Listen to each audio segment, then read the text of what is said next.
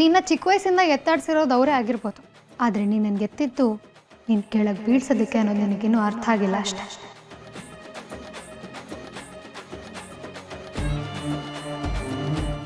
ಇಲ್ಲಿ ನಿನ್ನ ನೆಮ್ಮದಿ ಹಾಳಾದರೆ ಆ ಮನೇಲಿ ನಮ್ಮಪ್ಪನ ಹೊಟ್ಟೆ ತಣ್ಣಗಿರುತ್ತೆ. ಇಲ್ಲಿ ನಮ್ಮನೆ ಬಿದ್ದೋದ್ರೆ ಆ ಮನೇಲಿ ಅವ್ರ ಮನಸ್ಸು ಹಾಯಾಗಿರುತ್ತೆ. ಇದುವರೆಗೂ ಶತ ಪ್ರಯತ್ನ ಮಾಡಿ ಮಾಡಿ ಮಾಡಿ ನಿನ್ನ ನೆಮ್ಮದಿನ ಹಾಳು ಮಾಡಬೇಕು ಅಂತ 100 ಹೆಜ್ಜೆ ಮುಂದಿಟ್ಟು ಬಂದರು.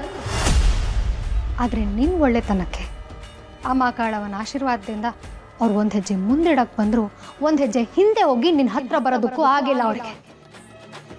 ನಿನ್ನ ತಂಗಿಯ ಜೀವನ ನಾಶ ಆದರೆ ಮಾತ್ರ ನಿನ್ನ ಜೀವನ ಬೀದಿಗೆ ಬರುತ್ತೆ ಅಂತ ಅಂದ್ಕೊಂಡಿರೋ ವೀರಭದ್ರಯ್ಯನವರು ನಿನ್ನ ತಂಗಿಯ ಜೀವನಕ್ಕೂ ಕೈ ಹಾಕೋದಕ್ಕೆ ಬಂದರು.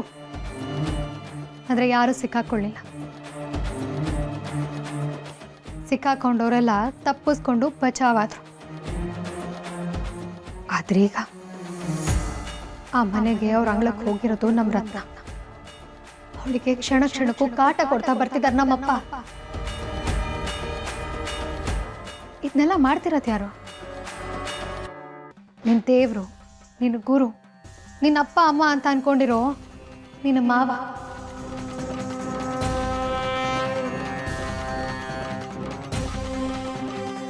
ಇದನ್ನೆಲ್ಲ ಕೇಳಿದ್ಮೇಲೆ ನನ್ನ ರಕ್ತನೇ ಕುದೀತಾ ಇದೆ.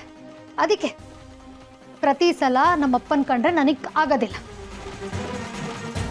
ನಿನಗಾಗ್ತಿತ್ತಲ್ಲ, ಈಗ ಸತ್ಯ ಗೊತ್ತಾಯ್ತಲ್ಲ, ಹೇಳು ಏನು ಮಾಡ್ತೀಯ? ಹಾಂ, 3ನೇ ಕಣ್ಣು ಬಿಡ್ತೀಯಾ? ಹೇಳು ಮಾವ. ಶಿವನ್ 3ನೇ ಕಣ್ಣು ಬಿಡ್ತೀಯಾ? ಹೇಳು ಮಾವ.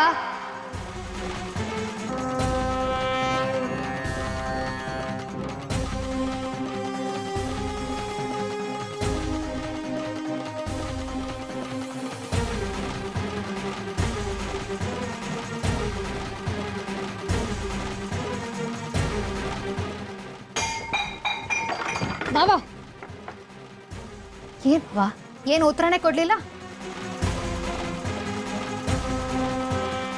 ಬಾರೋ, ನೀನಾಗಿದ್ದಕ್ಕೆ ಸುಮ್ಕಿವ್ನಿ.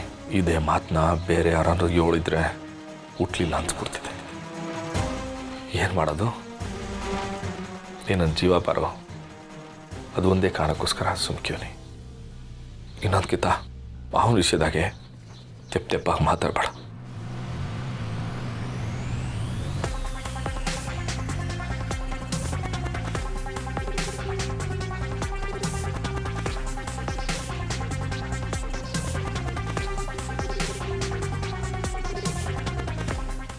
ಈ ನನ್ನ ಕಣ್ಣಿಗೆ ಗೌದಿರೋ ಅಜ್ಞಾನ ಅನ್ನೋ ನಿತ್ಯ ಅದು ಯಾವಾಗ ಹೋಗುತ್ತೋ?